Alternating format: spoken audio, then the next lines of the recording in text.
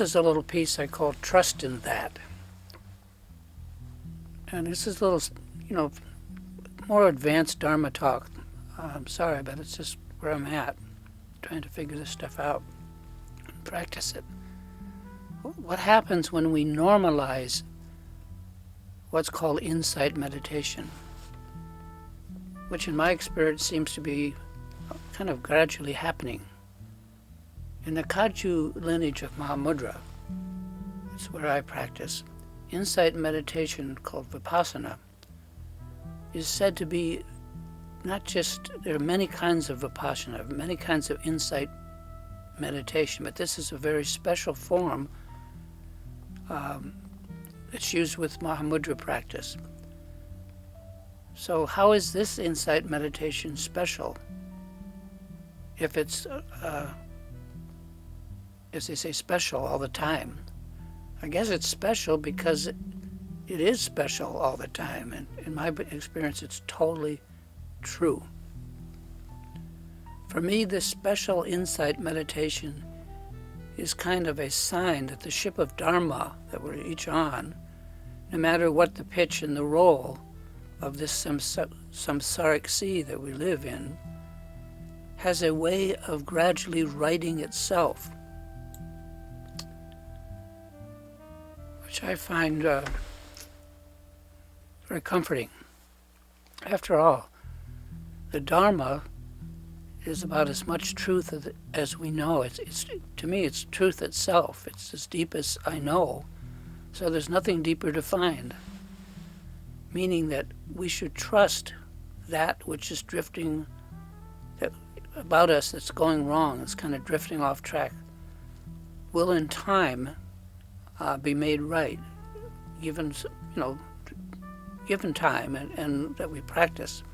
And the key word here is trust. And that's a hard one for me to learn, but and that trust that I'm talking about is, as I mentioned, is in the Dharma itself, being what it is, that we have to wait and allow it to come to right itself. With the Dharma, there can be so many ways to solve a problem, but the one way that works for us is obviously the one to solve our problem.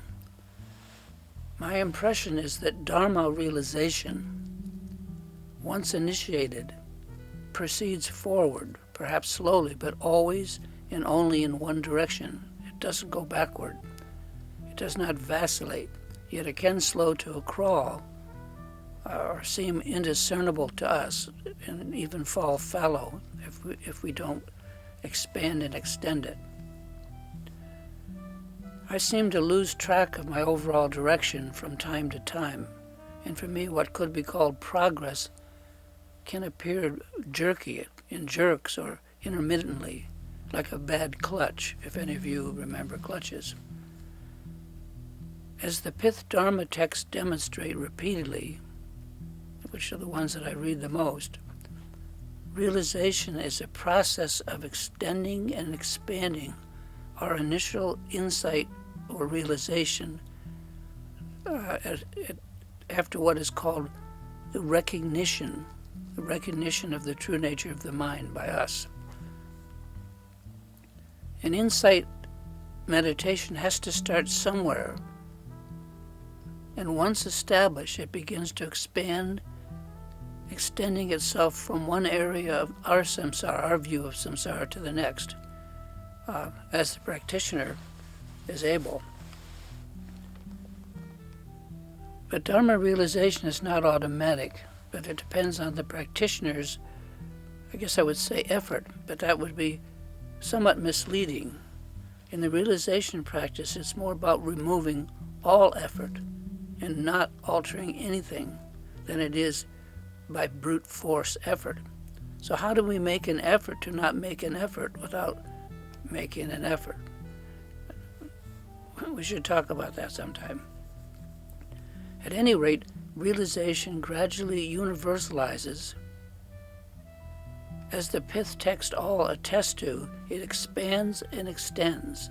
It expands, grows more encompassing, extending itself. As the Greek philosopher Sextus Empiricus wrote, "The mills of the gods grind slowly, but they grind exceedingly fine."